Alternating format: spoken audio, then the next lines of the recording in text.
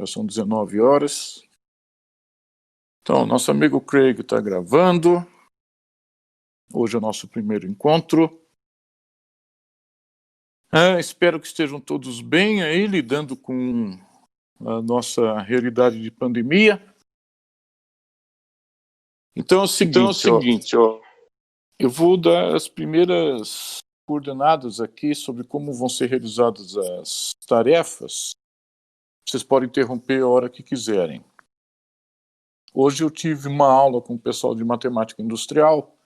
Houve problemas aqui para eu poder divulgar umas imagens. Oi, Lucas. Mas eu já estou resolvendo isso. Hoje, excepcionalmente, nós não vamos ter imagens aqui, não vou colocar nenhuma imagem aqui para vocês, é só um bate-papo de pouco mais de 1 hora de duração, para estabelecer as linhas gerais do que nós vamos fazer. Opa! Leandro! Opa, então peraí, eu vou sair e já volto.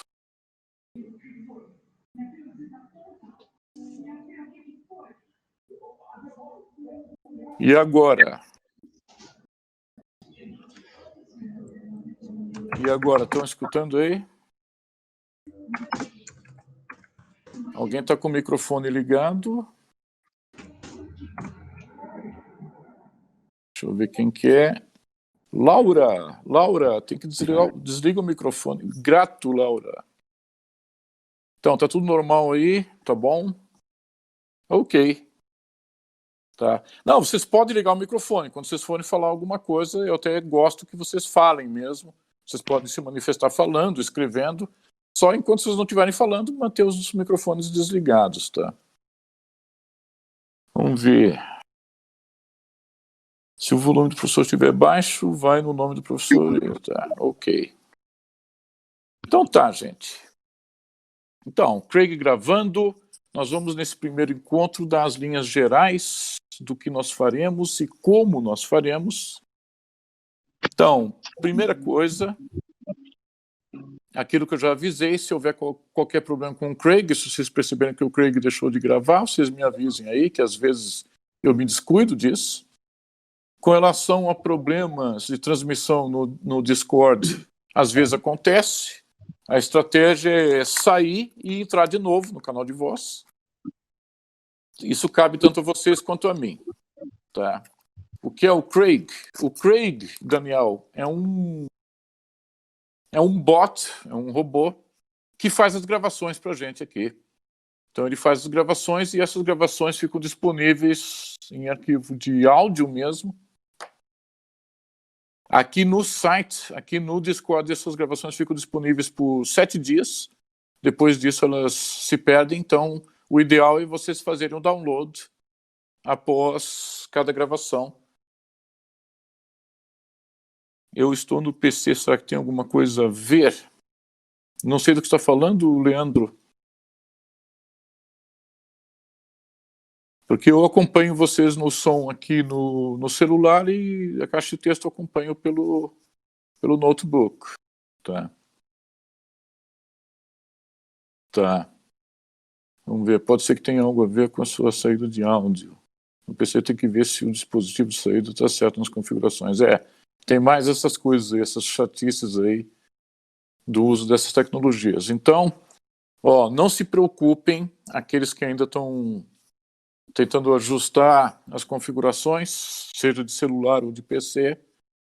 A gente está gravando aqui e hoje não é aula, hoje eu só vou dar linhas gerais para vocês de como serão as atividades aqui, tá bom? Então, vamos ver aqui.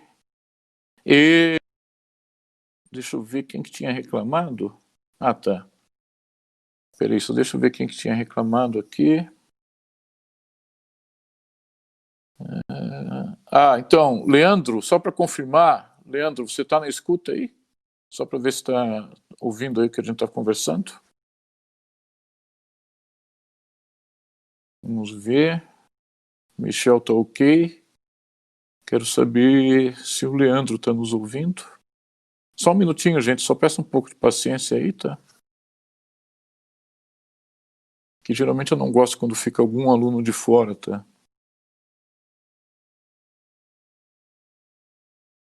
Vamos ver aqui. Leandro.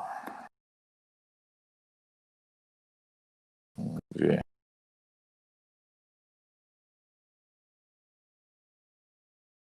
Só mais um pouquinho. Ele não está no canal de voz. Tá, vamos tocar o barco aqui, depois qualquer coisa eu converso com ele lá, em separado. Tá? Mas então é assim, ó. Abordagem das aulas. Abordagem. Então, vocês devem ter examinado a ementa da disciplina, ela está disponível em vários documentos da universidade, em sites, e também na ficha 2, lá do SIGA, que vocês devem ter acesso, que é o sistema da universidade. E se vocês examinarem a ementa, pode causar uma impressão de que aquilo lá é uma espécie de recapitulação de conteúdos de ensino médio. Tá? Só um minutinho aí. Só um minutinho.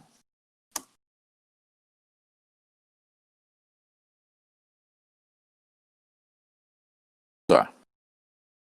Então eu não quero que os demais aí percam, hein? Vamos lá, então. Então, olhando a ementa da disciplina, pode causar essa sensação de que é uma recapitulação de assuntos de ensino médio.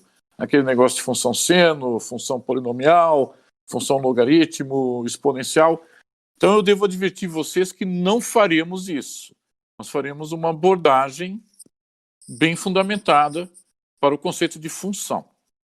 Então, antes de mais nada, vocês fazem um curso de física e, entre outras coisas, vocês estudam teorias físicas. Essas teorias físicas vão desde mecânica clássica, que daí a mecânica clássica tem várias formulações, não necessariamente equivalentes entre si. Por exemplo, a mecânica newtoniana é uma formulação, a hamiltoniana é outra, a lagrangiana é outra, e existem outras formulações que não se identificam com essas 3 que eu citei para vocês. Além de mecânica clássica, você estuda também mecânica quântica.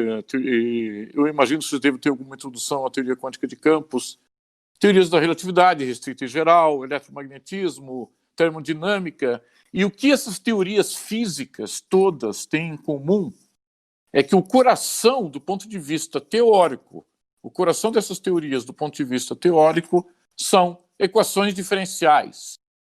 Tá? Equações diferenciais servem ao propósito de descrever evolução, no caso da física. Equações diferenciais servem ao propósito de descrever a evolução de sistemas físicos, normalmente descritos por meio dos chamados estados físicos. Então, por exemplo, na mecânica clássica, o estado de uma partícula é a posição dela e seu momento linear. São conceitos da física clássica. Já em mecânica quântica, o estado é dito uma função de onda, que aí é uma história longa para contar aqui para vocês. Mas, independente de qual seja a teoria física, em suas formulações usuais, o coração de cada uma delas é uma equação ou um sistema de equações diferenciais. Exemplo, mecânica clássica, aquela famosa equaçãozinha de que força é massa vezes aceleração. Essa aceleração é descrita como uma derivada segunda de uma função de posição. Ou as equações de Maxwell do eletromagnetismo, ele descreve a dinâmica de campos elétricos e magnéticos por meio de equações diferenciais e assim por diante. De vez em quando eu vou interromper para saber se vocês estão acompanhando o que eu estou falando até aqui. Mas então, o primeiro ponto aqui é esse. As teorias físicas, em suas formulações mais usuais, são sustentadas do ponto de vista teórico por essas tais de equações diferenciais. Eu já explico o que é isso. Até aí tá ok, gente? Ok. Eu vou perguntando para vocês se está ok, justamente porque, como eu não vejo a cara de vocês, eu não sei como é que está sendo a reação de vocês, então de vez em quando eu vou perguntar isso. Mas daí vocês perguntam o que são essas equações diferenciais. Então eu vou dar uma definição bem grosseira.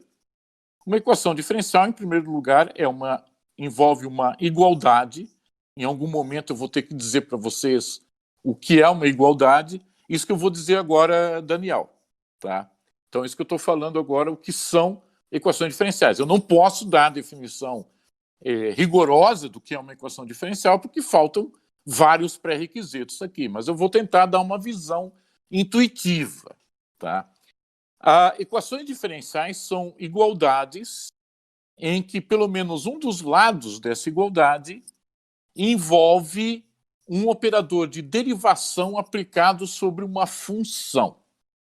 Esse operador de derivação serve ao seguinte propósito: descrever taxas de variação. O quanto um certo valor varia em função de outro valor. Exemplo clássico, velocidade.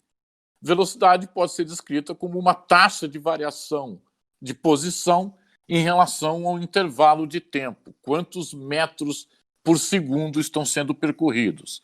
Isso é um exemplo típico de taxa de variação.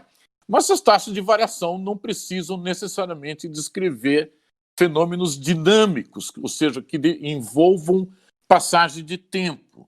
Por exemplo, um gradiente de temperatura, ou seja, o quanto que uma temperatura muda por variação de posição, também pode ser descrito por meio dessa ferramenta chamada operador de derivação. Um velocímetro. Aí que tá, o Daniel Coimbra está perguntando do velocímetro. Então, se vocês entendem por velocímetro um aparelho que supostamente permite medir velocidade instantânea, digamos, de um veículo, intuitivamente falando, aquilo corresponde a um conceito matemático descrito por derivada de uma função de posição em relação a tempo.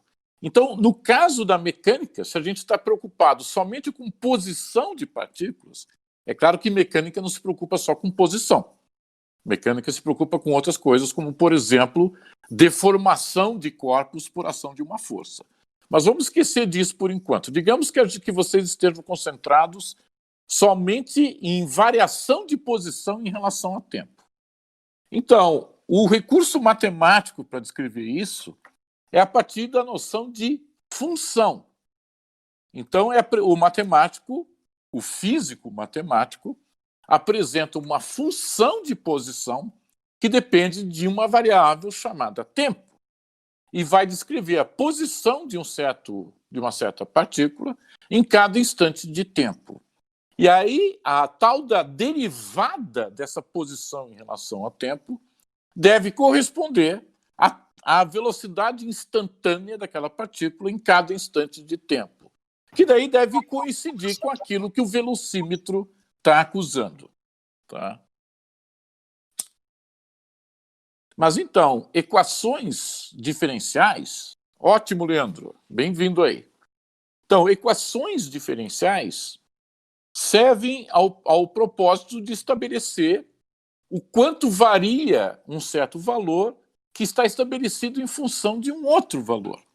Por exemplo, quanto que varia a posição em relação a tempo, quanto que varia a pressão em relação à altura, digamos pressão atmosférica, quanto que varia a temperatura em relação à altura, digamos dentro de uma sala.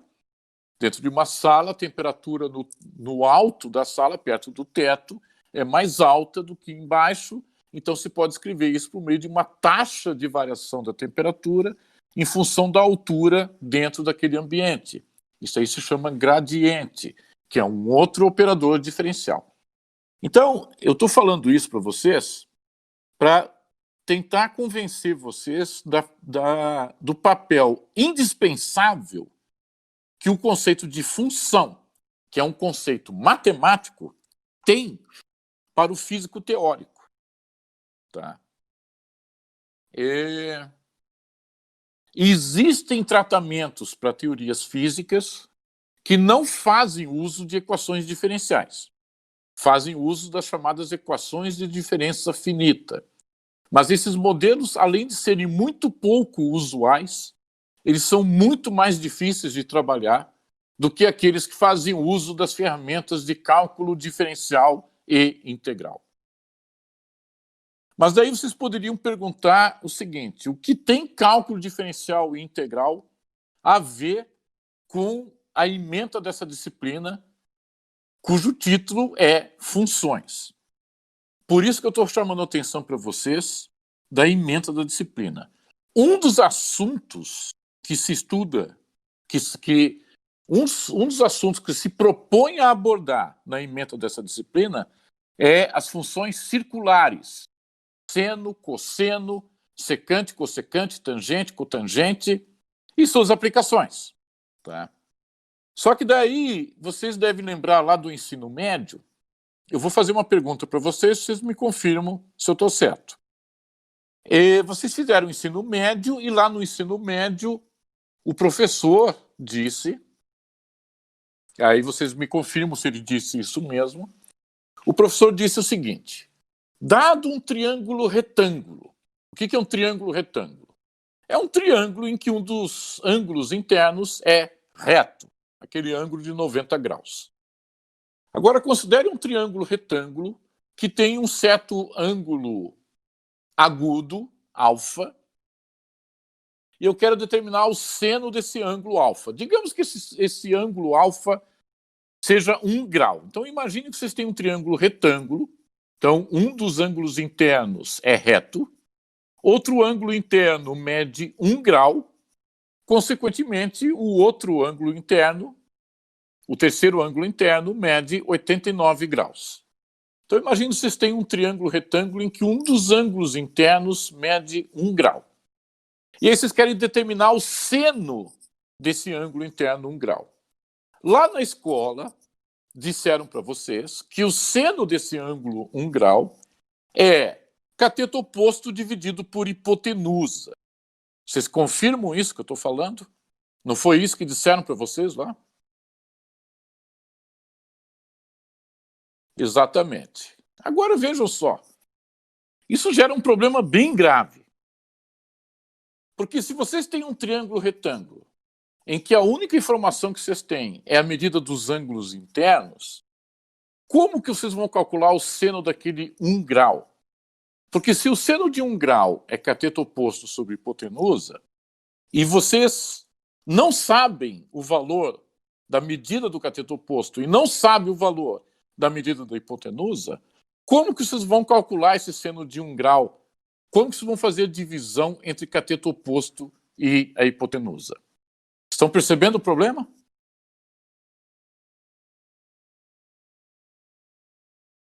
Ok. Então.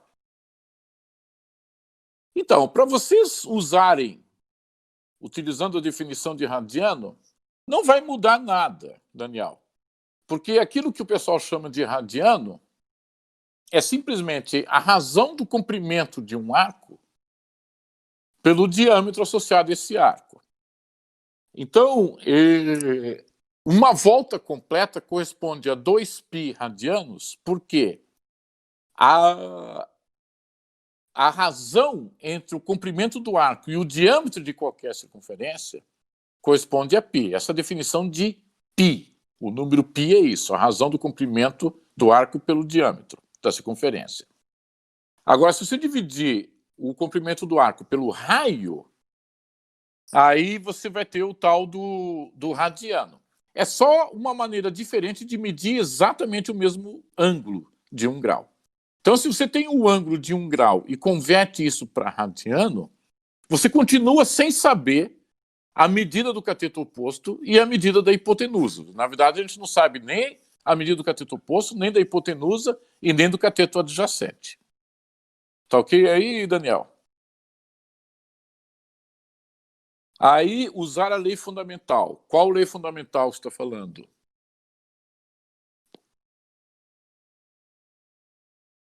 Vamos ver qual que é essa lei fundamental. Eu já respondo os demais aí. Bem, então é o seguinte, ó, enquanto o Deus faz o Atlético ganhar, sendo... Não, mas isso daí está errado, essa igualdade. Tá? Em primeiro lugar, seno de x mais cosseno de x não é igual a 1 para qualquer x. Seno ao quadrado, exatamente. Tá? Mas daí, olha só. Então, vamos responder com calma aí, porque eu ainda estou devendo uma resposta para o Calil. Tá? Mas então, veja só. Em primeiro lugar, seno ao quadrado de x mais cosseno ao quadrado de x igual a 1. Em primeiro lugar, de onde vem essa igualdade? Como prova essa igualdade? Esse é um problema. Segundo problema, a partir de seno ao quadrado de x mais cosseno ao quadrado de x igual a 1, significa, se vocês conhecerem o cosseno de x, vocês conseguem determinar o seno de x. Se vocês conhecerem o seno de x, vocês conseguem determinar o cosseno de x. Mas o seno é cateto oposto sobre hipotenusa, e a gente não sabe nem a medida do cateto oposto, nem a medida da hipotenusa. E o cosseno é cateto adjacente sobre hipotenusa, mas a gente não sabe nem a medida do cateto adjacente e nem da hipotenusa. Portanto, a gente continua na escuridão. Tá ok aí, Daniel?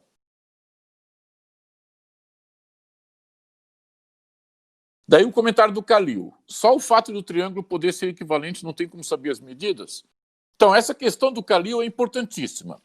Porque é o seguinte, vamos dar uma de advogado do diabo e tentar nos sustentar nessa questão que o Calil colocou.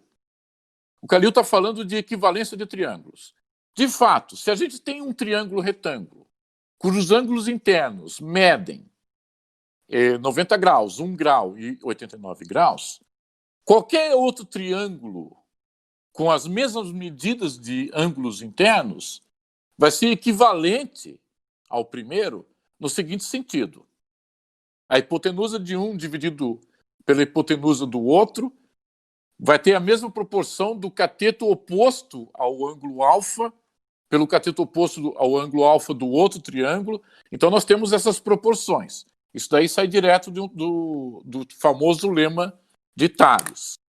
Então, já que esses triângulos são proporcionais, são equivalentes, para simplificar a vida, vamos assumir, então, que a hipotenusa mede 1. Vamos assumir como convenção que essa hipotenusa é 1, já que os demais triângulos maiores ou menores do que esse, desde que mantenham os mesmos ângulos internos, vão ter as mesmas proporções entre os lados. Ainda assim, a gente fica sem saber o valor do cateto oposto. Porque imagine vocês que vocês têm um triângulo retângulo com ângulos internos 1 grau, 90 graus, 89 graus, e com hipotenusa que nós estamos convencionando que mede 1.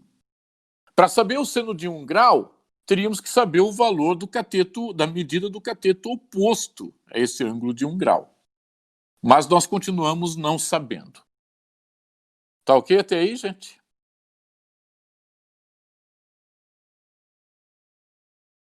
Ok. Vamos ver o Calil. Mas se manter a proporção, o resultado de seno e cosseno vão ser sempre o mesmo. É verdade. Isso que o Calil falou é verdade. Claro que precisa saber provar isso, mas é verdade. Então, você sabe que o seno daquele ângulo de 1 grau para um triângulo retângulo com hipotenusa 1 vai ser o mesmo seno do mesmo ângulo 1 grau para um triângulo retângulo com hipotenusa 38. Mas você só sabe que o seno é o mesmo. Mas qual é o valor desse seno? Como calcular o valor desse seno? Tá ok aí, Calil? E o X da questão é justamente isso. Porque vocês, como físicos, precisam saber fazer contas. E saber fazer contas, vocês precisam dominar os conceitos. Então, realmente, o seno vai ser o mesmo 1 grau, independente de qual seja o triângulo retângulo. Mas a questão é como calcular esse seno de 1 grau. Tá ok aí, Calil? E os demais aí? Tá. Então, o que acontece é que essa história de que seno é igual a cateto oposto sobre hipotenusa, desde que a gente esteja falando de medidas de ângulos internos de um triângulo retângulo, isso daí, na verdade, sai como um teorema. Estou tentando recuperar essas informações na memória. Vocês precisam recuperar essas coisas aí, sem dúvida. Mas então, vocês como físicos precisam saber fazer as contas, e para saber fazer as contas vocês precisam dominar os conceitos. Justamente porque toda física teórica é fundamentada parcialmente, a física teórica é parcialmente fundamentada em conceitos da matemática. É claro que não dá para fazer física teórica só com matemática. É necessário fazer certas considerações físicas a respeito de sistemas físicos que transcendem considerações matemáticas. Senão não é física, aí é só matemática. Mas é indispensável o uso dessa matemática. E aí fica esse problema. O que é, afinal de contas, seno? Então, uma das coisas que eu vou mostrar para vocês é que é possível, sim, apresentar uma definição para seno, desde que a gente saiba o que é cálculo diferencial integral, pelo menos as noções básicas de cálculo diferencial integral. Então, eu vou ilustrar aqui para vocês o seguinte, ó. Eu vou dar para vocês a definição precisa do que é seno. Estou escrevendo aqui, eu já falo para vocês. Y' de 0 igual a 1. Então, gente, ó, olhem só. Seno, por definição, não é essa história de cateto oposto sobre hipotenusa. Não é isso. Essa história de cateto oposto sobre hipotenusa é um teorema que se demonstra a partir da definição. E qual é a definição de seno? Seno é uma função, daí a importância de sabermos o que é uma função, cujo domínio é o conjunto dos reais, cujo contradomínio é o conjunto dos reais. Todos esses conceitos eu vou dar em detalhes, com calma para vocês. Isso aqui é só uma primeira motivação. Então, é uma função com domínio nos reais, contradomínio nos reais, tal que a derivada segunda de seno mais seno é igual a 0 para qualquer x onde se calcule seno. E seno de 0 é 0 e a derivada de seno no ponto 0 é 1. Ou seja, a definição de seno é a solução de uma equação diferencial. Então, vocês não vão usar equações diferenciais só para modelar fenômenos do mundo real, do mundo físico, mas também até mesmo para entender conceitos da própria matemática que vocês vão usar para edificar teorias físicas e compreender teorias físicas. Essa é a definição de seno, essa é a definição usual de seno. É impossível saber o que é seno se não souber o que é uma derivada. É impossível saber o que é seno se não souber o que é uma função. E aí vocês podem perguntar quais são os pré-requisitos disso tudo. Eu já vou dizer para vocês daqui a pouco. Tá? E aí a definição de cosseno, veja só que coisa bizarra. Ó. A definição de cosseno eu vou escrever aqui para vocês. Olhem só. Y de 0 igual a 1 e Y' de 0 igual a 0. A definição de cosseno é dada pela mesma equação diferencial y duas linhas mais y igual a 0. Só vai mudar aquelas duas últimas condições. Enquanto que o seno de 0 é 0, o cosseno de 0 é 1. Enquanto a derivada de seno no ponto 0 é 1, a derivada de cosseno no ponto 0 é 0. Então, a equação diferencial que permite definir seno é a mesma equação diferencial usada para definir cosseno. Só mudam aquelas duas condições, chamadas condições de contorno. Aquele y de 0 igual a 0 e y' de 0 igual a 1. Então, todos esses conceitos, para ficarem claros para vocês, eu preciso apresentar com bastante calma, ao longo dessas 17 semanas que nós teremos a partir de hoje. Tá?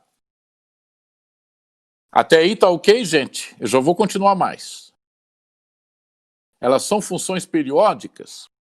Então, uma das coisas, essa pergunta do Leandro também é importante, uma das coisas que eu vou mostrar para vocês é que essas funções são sim periódicas, inclusive a representação gráfica dessas funções, que são aquelas curvinhas senoidais, são exatamente as mesmas. Nós estamos falando exatamente da mesma função seno. Daí você consegue definir tangente? Aí é fácil definir tangente, porque daí se define da maneira usual. Seno sobre cosseno. Se a gente souber o que é seno, automaticamente a gente sabe. Se a gente souber o que é seno e o que é cosseno, automaticamente a gente sabe o que é tangente, cotangente, secante e cossecante. Porque essas outras funções são definidas a partir de seno e cosseno. E a parte interessante, um dos aspectos interessantes disso, é que essa definição que eu escrevi para vocês, eu já respondo aí, Daniel. Essa definição que eu dei para vocês em termos de equação diferencial, a partir dela é perfeitamente possível calcular o seno de qualquer número real. Absolutamente qualquer número real. E não só de qualquer número real, como também de qualquer número complexo, que é outro assunto que nós vamos discutir aqui com vocês. Tá? Então, enquanto aquela história do cateto oposto sobre hipotenusa não permite fazer conta, porque aquilo não serve como definição, essa que eu escrevi para vocês permite fazer conta. Só que eu tenho que mostrar como se faz as contas.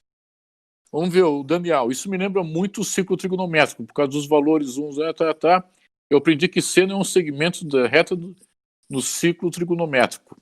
Então, isso aí que o Daniel falou, essa relação, ou seja, essa interpretação geométrica para seno e cosseno, eu vou mostrar isso para vocês como teorema. Então, vocês têm que tomar muito cuidado, não confundir as origens históricas de seno e cosseno com aquilo que hoje se entende por seno e cosseno. Do ponto de vista histórico, essas funções seno e cosseno nasceram de motivações da geometria. Mas hoje em dia não é essa a visão. A visão hoje em dia é analítica. E a partir dessa visão analítica, dada por cálculo diferencial e integral, é possível mostrar a interpretação geométrica mencionada pelo Daniel como um caso muito particular. Tanto é que eu vou mostrar para vocês também que é possível calcular o seno de uma matriz. É possível, sim, calcular seno de matrizes quadradas. E uma matriz não se interpreta como uma medida de um segmento de reta.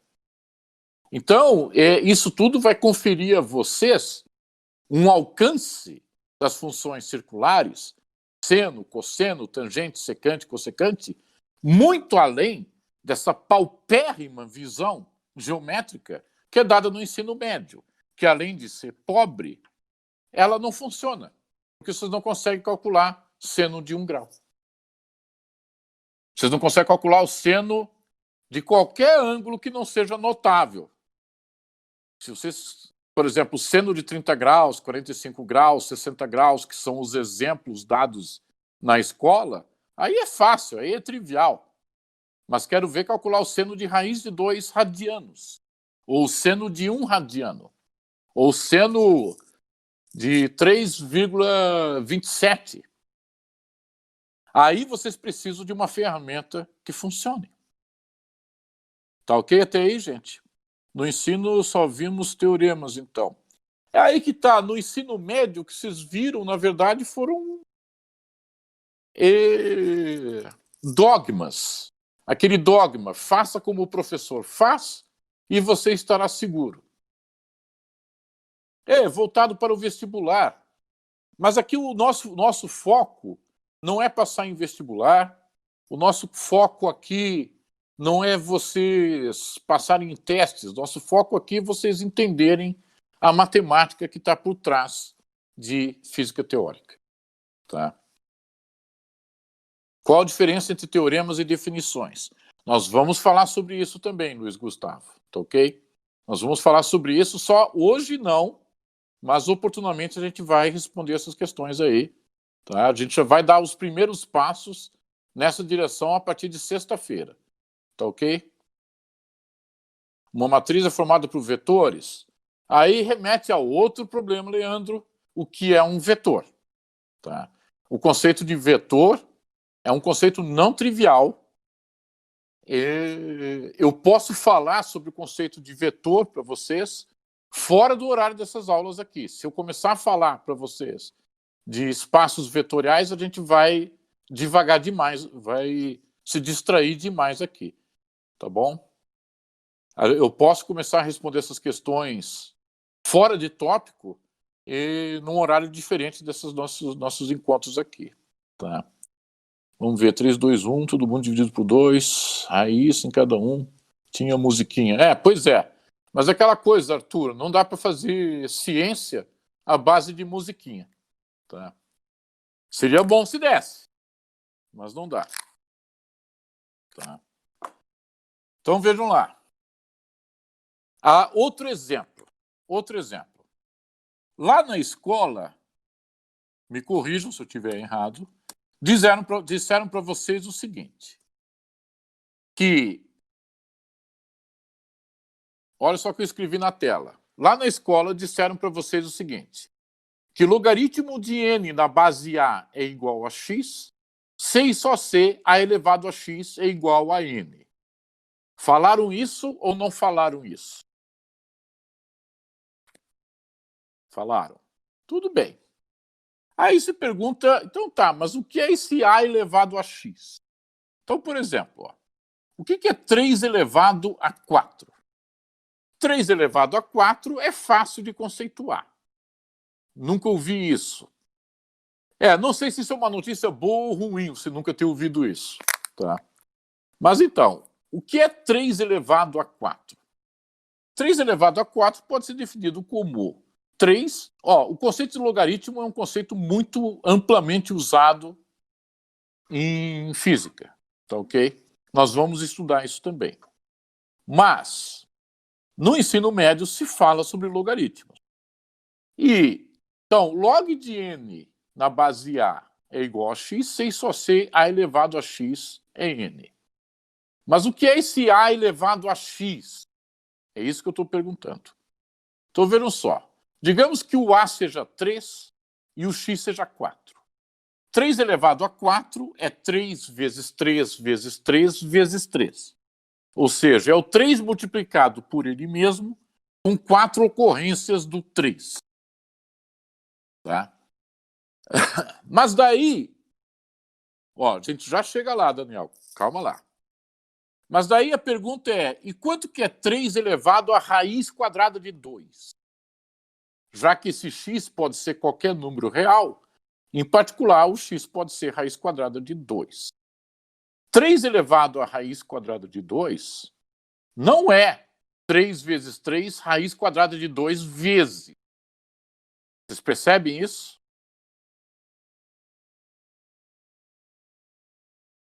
Tá. O Arthur está dizendo que não teve acesso a esse conteúdo. Não estou falando que é impossível. O que eu estou falando é que esse conceito de A elevado a x, esse tal de A elevado a x, que o pessoal usa para definir logaritmo, precisa ser conceituado. O que é A elevado a x, se o A é um real maior do que zero, e se esse x é um real qualquer. Esse é o x da questão.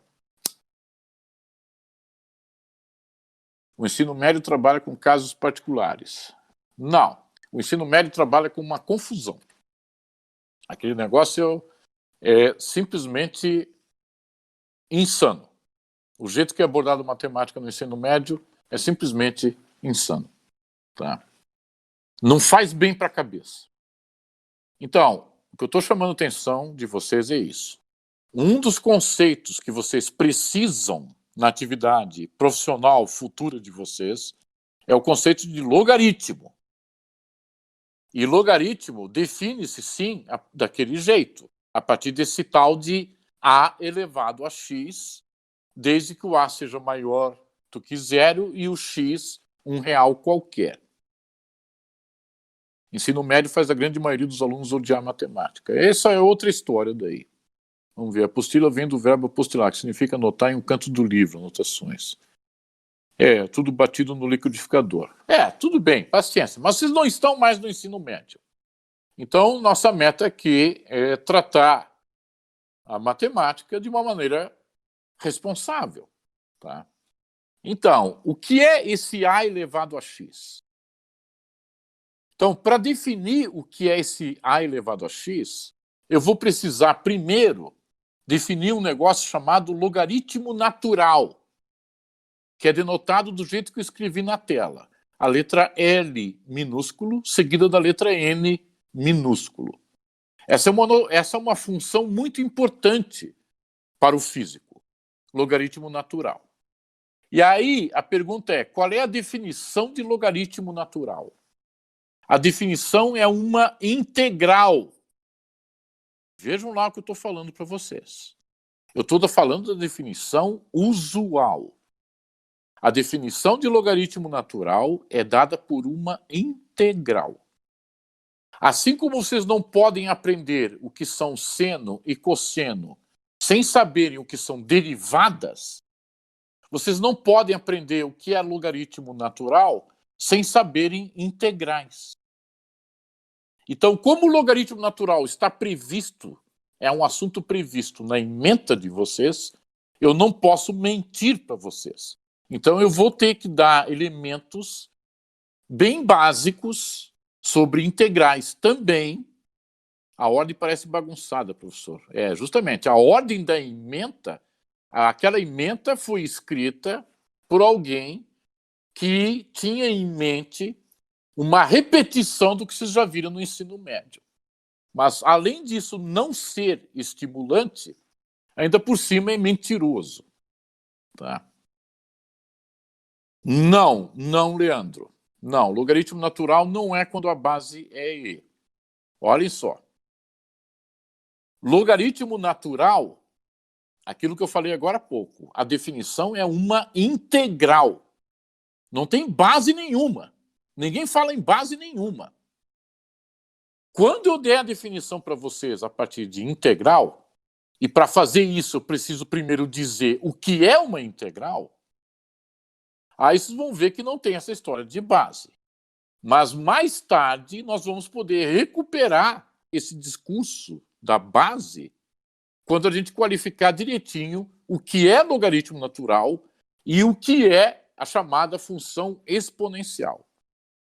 Então, eu estou falando essas coisas para ressaltar para vocês que funções seno e cosseno precisa saber o que é derivada. Logaritmo precisa saber o que é integral. Portanto, essas funções previstas na ementa não dá para estudá-las de maneira responsável, honesta, sem saber elementos básicos de cálculo diferencial e integral.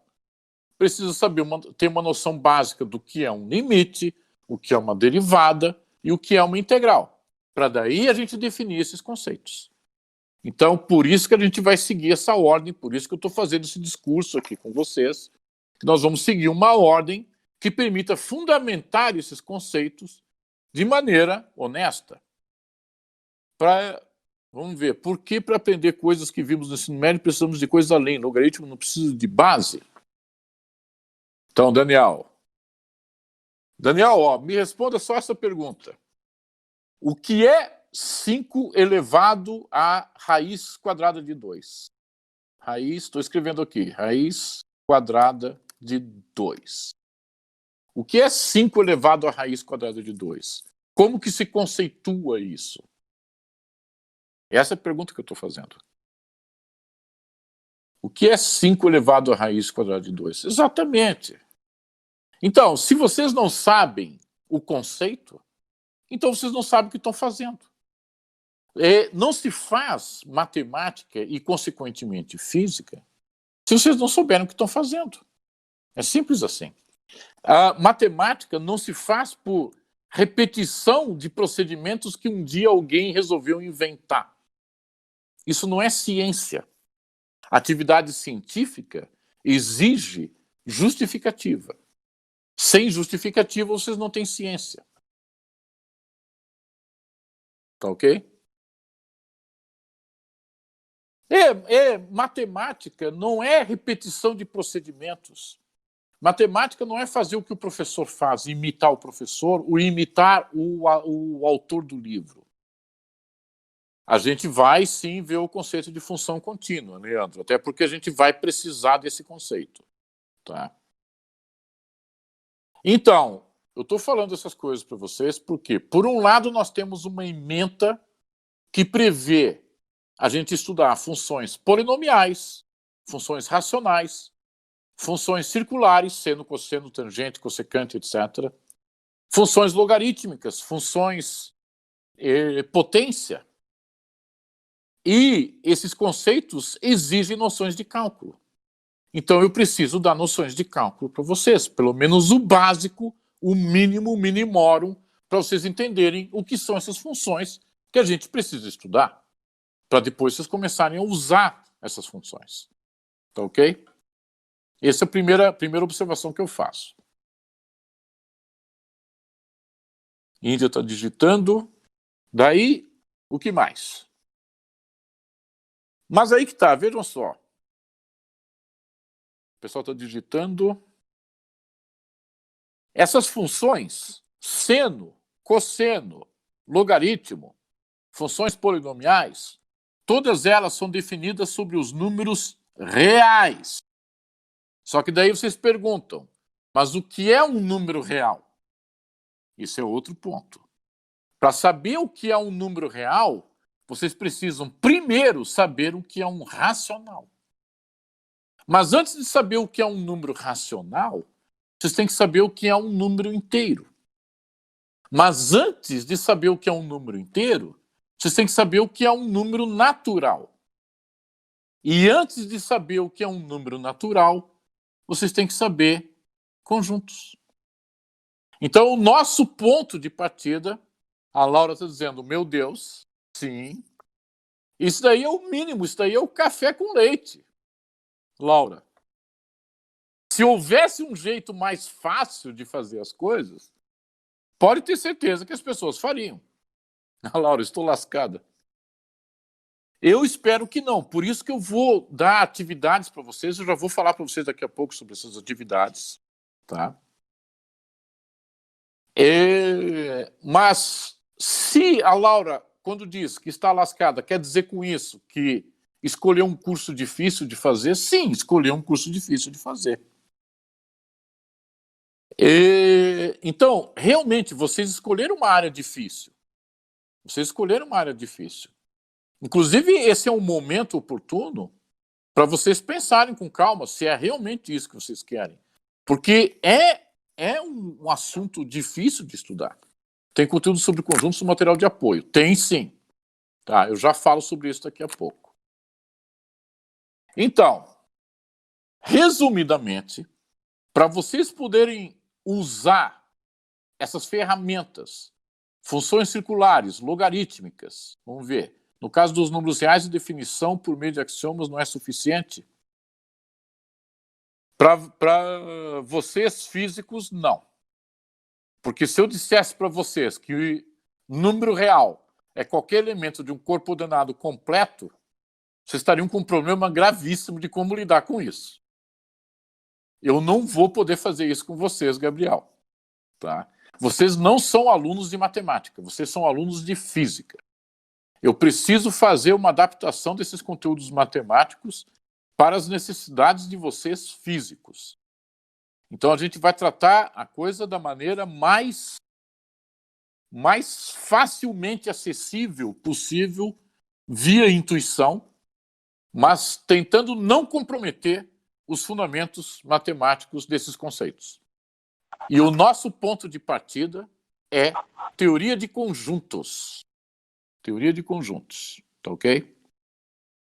Então nós vamos começar estudando conjuntos. O professor faz críticas ao ensino médio desse livro. Sim, tem algumas críticas. Naquela época que eu escrevi esse texto, eu tinha umas certas mágoas com o ensino médio, Agora não, agora eu tô só... Agora eu só lamento pelo ensino médio que nós temos, tá? É uma pena, viu? Mas é assim, ó. A ordem dos tratores... Agora eu que tenho, professor. Vamos ver. Então, a ordem dos tratores é a seguinte. Eu primeiro vou falar para vocês o que são conjuntos, e o conceito de conjunto depende de apenas duas noções, dois conceitos apenas, igualdade e pertinência. Nossa meta é dar para vocês os elementos, os ingredientes necessários para vocês começarem a brincar com esses conceitos, igualdade e pertinência. Vocês dominando as noções básicas de igualdade e pertinência entre conjuntos, vocês vão ter todos os pré-requisitos para entenderem o que são números naturais, inteiros, racionais, reais, complexos, funções sobre esses conjuntos, e aí brincar com cálculo diferencial integral e brincar com a matemática básica que vocês precisam para estudar física, para entender e desenvolver física e aplicar a física. Tá? Então, vamos ver. Na sexta-feira nós vamos começar com o conteúdo específico. Como é que nós vamos fazer? A cada exposição que a gente fizer aqui, vamos ver, igualdade e pertinência é a chave de tudo. Sim, exatamente. A igualdade, os conceitos de igualdade e pertinência, a partir disso, vocês conseguem construir um universo gigantesco de ferramentas matemáticas que vocês precisam. Praticamente toda a matemática usual das teorias físicas usuais é redutível a esses dois conceitos, pertinência e igualdade. Não importa, pode ser a equação de Navier-Stokes, que descreve a dinâmica de fenômenos de turbulência, aquilo lá é redutível à igualdade e pertinência. Tá? Então, esse é o ponto de partida para a matemática que vocês precisam. Aí, como que nós vamos proceder aqui? A cada exposição dos assuntos feitos aqui, nós vamos encerrar com 1, 2 ou, no máximo, 3 exercícios para vocês fazerem. Esses exercícios vocês precisam entregar em certas datas. Então, como é que vai funcionar? As primeiras 7 semanas de nossos encontros, dessas aulas aqui, vão encerrar dia 18 de dezembro, as primeiras 7 semanas. Nesse dia 18 de dezembro, que é uma sexta-feira, vocês devem entregar a lista completa dos exercícios propostos nesses nossos encontros. Se vocês quiserem entregar aos poucos os exercícios, para que seja avaliado, uma pré-avaliação, eu fortemente recomendo vocês fazerem isso, para não ficar tudo amontoado para o dia 18 de dezembro. É um erro gravíssimo se vocês deixarem para resolver esses exercícios quando estiver perto da data. Então, na próxima sexta-feira, eu já tenho pronta uma lista de 2 exercícios, apenas 2 exercícios, muito simples, para vocês já fazerem de imediato. Eu fortemente recomendo que vocês façam o quanto antes e mostrem. Vocês vão mostrar ou no grupo WhatsApp de funções física. É o que eu estou respondendo agora, Raven. Olha só. Vocês fazem o exercício, mostram lá no WhatsApp ou mandam por WhatsApp em mensagem privada. Eu prefiro que vocês mostrem no grupo para que os colegas possam aprender com os erros que vocês vão cometer, porque vocês, na hora de fazer os exercícios, vocês vão errar. E a partir desses erros, eu vou dizer para vocês onde vocês estão errando e por quê. Aí vocês refazem. E quando chegar o dia 18 de dezembro, vocês entregam tudo junto, já pré-corrigido. O objetivo aqui é vocês entenderem esses conceitos. Tá? Então, quanto antes vocês tentarem fazer os exercícios, melhor para vocês. Exatamente, se aprende errando. Mas por isso que seria altamente desejável, quando vocês tentarem fazer os exercícios, vocês fazem no papel, anota lá, a lápis, a caneta, como vocês preferirem, tire uma foto, manda lá no grupo. E aí pergunta, ó, tá aqui, ó. Ou vocês tentaram fazer, não conseguiram, mostra até onde vocês tentaram e o que não conseguiram, mas tentem alguma coisa. Se puderem compartilhar no grupo, é melhor, porque o erro que um de vocês comete, é um erro que um outro colega também poderia estar cometendo e que ele pode evitar. Então, a ideia é, a partir desses erros, vocês irem, aos poucos, se familiarizando com essas linguagens da matemática, porque a meta é essa. A meta é vocês entenderem o que está acontecendo. A meta não é fazer teste surpresa, isso é coisa de gente louca. A ideia não é pegar vocês desprevenidos.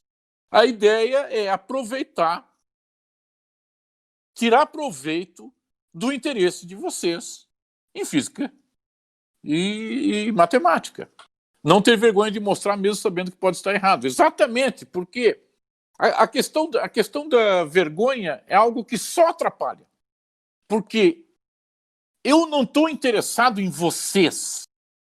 Eu não estou interessado em vocês. Não me interessa vocês. E para vocês não deve interessar a mim.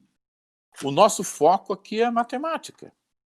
O nosso foco aqui é a matemática. Então, não interessa se fulano tem medo ou se ciclano é tímido. Tudo bem, essas coisas acontecem, mas não é esse o foco. O foco é matemática. Se a pessoa errou, vamos discutir por que está errado. Porque se a pessoa errou, não interessa o porquê errou, do ponto de vista pessoal. Interessa do porquê errou do ponto de vista matemático. Mas, se ainda assim o aluno preferir mandar em mensagem privada, eu não vou deixar de corrigir, não vou deixar de dar retorno. Eu só peço que, se vocês puderem compartilhar no grupo, é melhor para todo mundo. Porque daí essas coisas impactam na turma como um todo. Tá? Então, a minha recomendação é essa. A primeira avaliação vocês têm que entregar no dia 18 de dezembro. E aí, mesmo aqueles que entregaram, digamos que será como um documento em PDF ou de outra forma. Então, Liz, o formato como vocês vão entregar, se é PDF ou JPG, o formato, desde que seja um formato padrão, que dê para abrir em softwares usuais, está valendo. O que eu peço para vocês é não escreverem em máquina. Vocês fazem à mão mesmo. Alguém está com o microfone aberto? Ana? Ana, desliga o microfone aí, Ana. Tranquilo aí? Então, eu peço a vocês fazerem no papel mesmo, e aí pode tirar foto, como vocês preferirem, mandem lá no WhatsApp. Mas, mesmo, por exemplo, digamos que a Liz tenha resolvido a primeira lista de problemas, que vai ser uma lista de 2 problemas, tenha resolvido, tenha entregue e eu tenha dito, está tudo certo por esse e esse motivo. Tá? Ainda assim, no dia 18 de dezembro, vai ter que anexar tudo que foi feito. Tá ok aí, gente? Vocês podem fazer entregas parciais para que eu vá corrigindo aos poucos, verificando.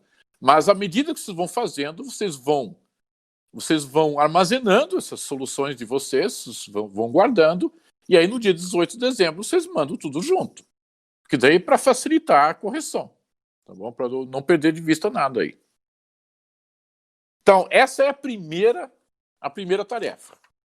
Aí, a segunda data para entrega, porque você sabe que vocês terão um recesso, né? Do dia 18 de dezembro vai ser nosso último encontro desse ano, e aí a gente retoma dia 18 de janeiro de 2021.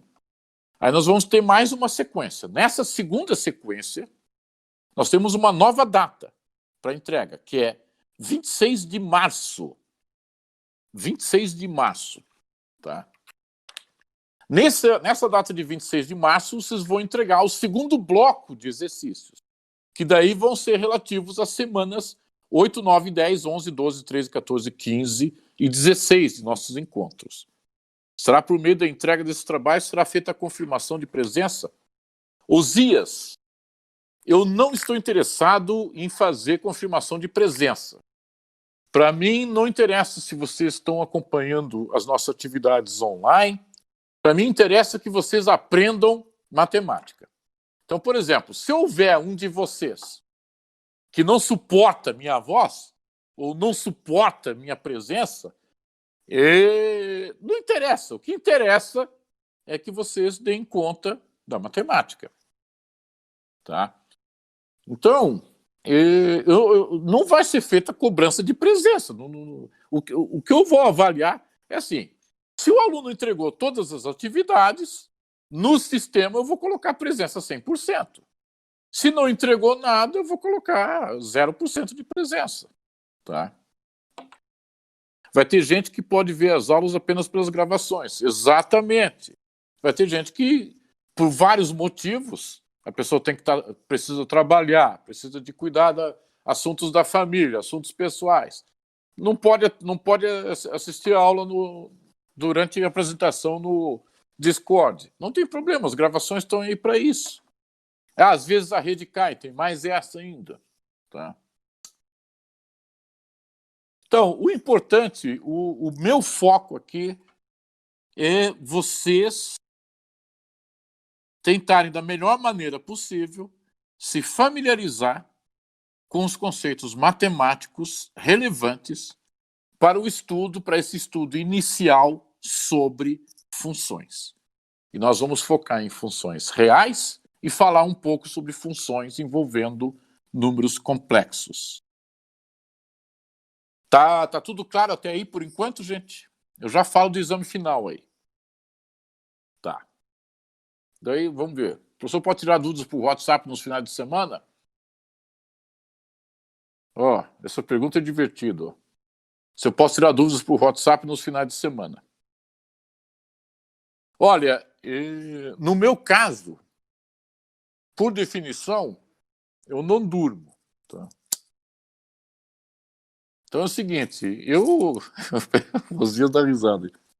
Então é assim, quer mandar final de semana? Manda.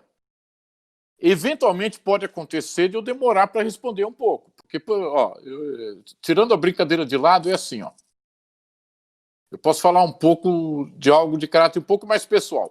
Normalmente, de manhã, eu estou dormindo, porque eu sou uma criatura da noite. Então, se vocês mandam mensagem no meio da noite, de madrugada, está sujeito a eu responder na hora. Se vocês mandarem de manhã, é possível que eu não responda. Tá?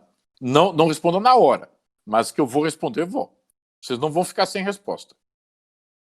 Eu escutava as gravações de madrugada, entendo, professor. Pois é. Aqui em casa, tanto Bárbara, minha esposa, quanto eu somos criaturas da noite. Tá? Mas então, não tem esse... Vocês não precisam ter essa preocupação se estão mandando no final de semana ou não. Para mim, isso daí não faz diferença nenhuma. Tá? Com relação ao exame final.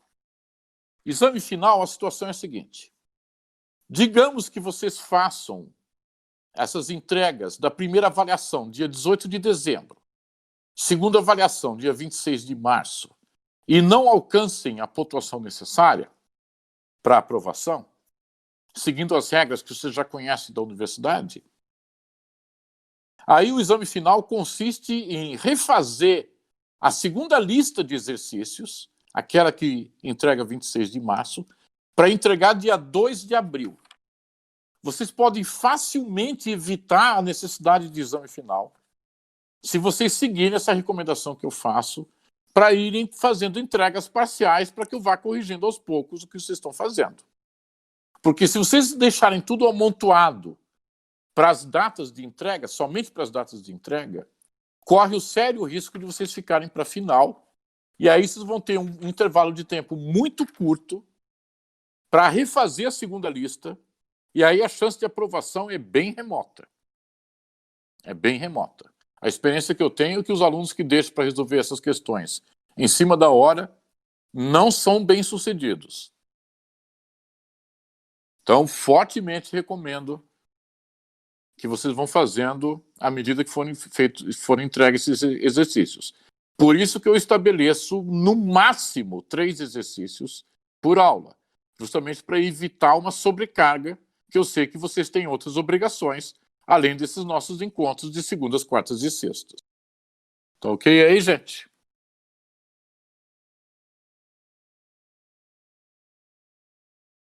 Ok. Tá bom. Ó, como vários de vocês, às vezes acontece de vários de vocês escreverem mais ou menos ao mesmo tempo, às vezes está sujeito a eu me descuidar e deixar de responder alguma questão que foi colocada aqui. Se isso acontecer, basta me chamar a atenção. Professor, o senhor não respondeu a minha questão que eu coloquei lá em cima. Por favor, não deixem escapar nada aqui nas conversas com vocês, tá bom? Então é isso, gente. Alguma pergunta aí?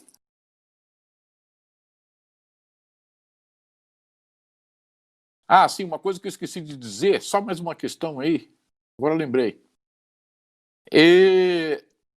A avaliação de vocês não vai se basear única e exclusivamente nessas listas de exercícios. Parte da avaliação vai valer também a participação de vocês aqui, seja online, seja no grupo WhatsApp. Quanto mais perguntas vocês fizerem relativas à matéria, melhor a avaliação para vocês. Então, eu não estou interessado apenas em respostas de vocês, mas também no nível de curiosidade de vocês quanto a essa área que vocês estão abraçando, que é física. A média de duração dos encontros vai ser de 1 hora. Então, a universidade está colocando umas imposições aí em relação a isso. Em média, os nossos encontros vão durar entre 1 hora e 1h15, 1h20 no máximo. Tá ok aí, Osias? Quando eu fazia atividades voluntárias, logo que começou a pandemia, o primeiro encontro durou 4 horas. Depois a gente fazia encontros de 2 horas. Naquela época, os alunos estavam fortemente motivados. Foi bem curioso, foi bem curiosa. Bons tempos, exatamente. Exatamente. O Gabriel lembra aí também, Exatamente. O Andy, o Gabriel, é tudo macaco velho, tá? Já sabe como é que funcionam as coisas, tá? Eu vou desligar o Craig aqui.